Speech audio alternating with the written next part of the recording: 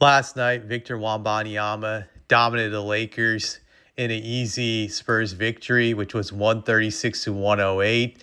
The game was pretty much over after the first quarter. You just knew that the Spurs were going to easily walk away with this win. Victor, I believe, had I think 24 or 25 points in like the first 7 or 10 minutes of this game. He just went on this ridiculous onslaught of the Lakers, complete ownage. But I wasn't surprised by his performance. Like he had like 37 points in the first half, finished the game with 40.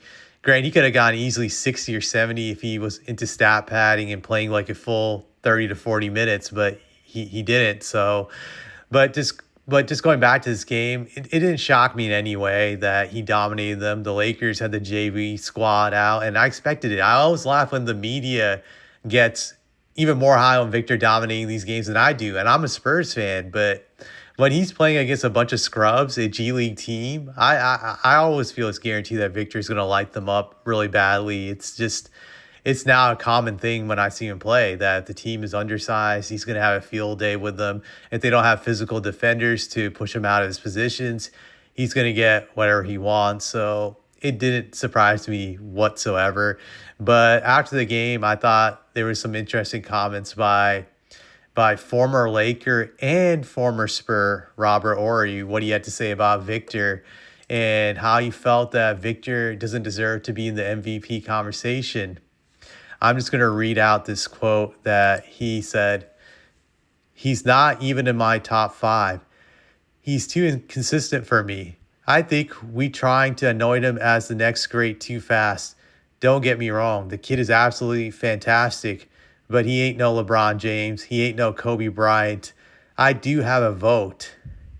And I don't have like the full quote, but I also want to add some other things Ori said about Victor, which I thought was dumb. He was saying that he's not averaging enough points to get the MVP. He's only averaging 24, and he needs to average over 25 points a game to be an MVP candidate to me, which is pretty stupid because there are guys who won the MVP not averaging over 25 points a game, and he should know better out of all people because his former teammate Tim Duncan got the MVP in 2003.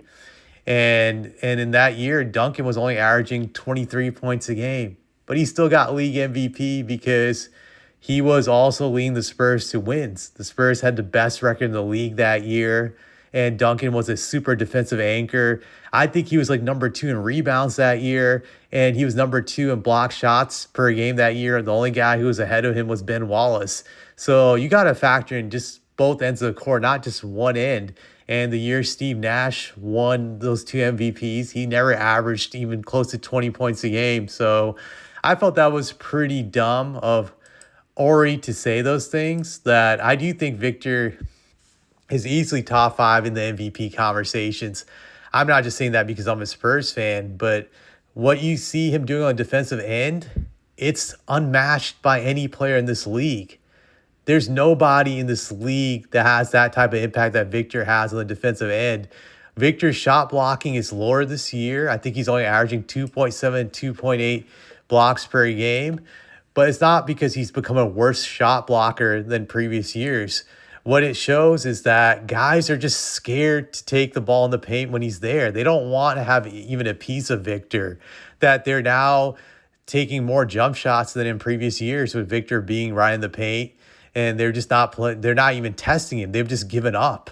That's how impactful his defense is, that guys don't even want to even try when he's on the floor to go to the hole to try to get an easy layup or get points in the paint. They're just relying heavily in trying to get jump shots or moving the ball around where he can't get to the block the jump shot on the perimeter. So that to me really shows how elite his defense has gone now that teams have given up in challenging him for the most part in the rim area. And no, like I said, no one has that impact. I think the Spurs have like the highest defensive metrics in the league when Victor is on the court. He just shrinks that other side of the court. And I know it's hard to believe, but defense is half the game. Even in this era where scoring is emphasized with these bullshit rules, defense still matters, and Victor impacts it like no other. Now, offensively, you can say he's not the best scorer in the league, which I'm not going to argue, but when Victor gets it on, it's amazing. He's shooting 51% overall from the field this year, 37 from three. That's an insane efficiency. And he hasn't even reached the tip of the iceberg yet on becoming a better offensive player. I think it's still a work in progress. So he can still improve in that. But I also believe that Victor's not padding his offensive numbers. He's playing a team-oriented ball. That's why instead of scoring 30 a game, he's scoring only 24 because it's allowing other guys like Stephon Castle to get theirs, De'Aaron Fox to get theirs, Dylan Harper, Keldon Johnson, Julian Shapini. It's allowing for a more equal opportunity offense for the rest of those guys, and that results in wins. It sounds familiar to what a once former Spurs great used to do back in the day with his own teammates in Cough, Tim Duncan, when it came to Manu Ginobili and Tony Parker, him allowing them to get their shine also so he could focus on getting the team wins. I think what it's showing to me that Victor is really focused on winning more than stats.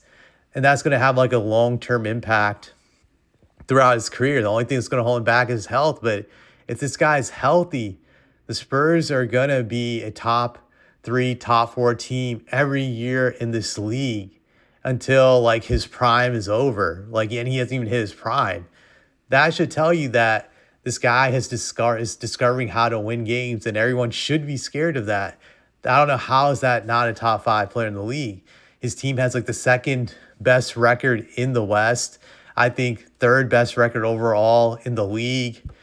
So I don't know 5 players that you could say are definitely better than Victor Wembanyama. I think Horry is playing this typical shock jock role by saying crazy, absurd things. But when I'm looking at the whole entire league, like there are not many guys you could say are better than Victor. I meant to say there are not many. You could say Jokic because of his impact on the game, that you could argue is better than Victor. He's been a champion. He's won 3 MVPs. I have no problems with people saying Jokic is better. He's proven due to his already recent success. You could say SGA based on him winning the championship last year and the OKC still being the best team in the league. You could say clearly those 2 guys, you could put them ahead of him. But who else can you really put clearly ahead of Victor right now? I don't know of anybody. And I'm not even saying that because I'm a Spurs fan, because you just got to factor in winning too. And Victor just is killing it in that category. Like, who are you going to say better? Luka Doncic? Look at the Lakers. His defense is getting exposed while being with the Lakers. They're now in like 5th place. Are you going to say Anthony Edwards? The Wolves are number 6th. Jalen Brunson?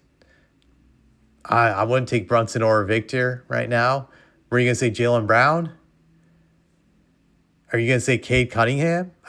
Maybe you can make an argument with Cade with what the Pistons are doing right now. They have a better record than Spurs, but do you see how small this argument is? It's just very hard to come up with just a clear, definite list of 5 guys who are better than Victor at this moment of time. I think Horry's exaggerating it, and I know people are going to get angry when I say this. Victor is going to pass Kobe very soon. It's no question in my mind he will.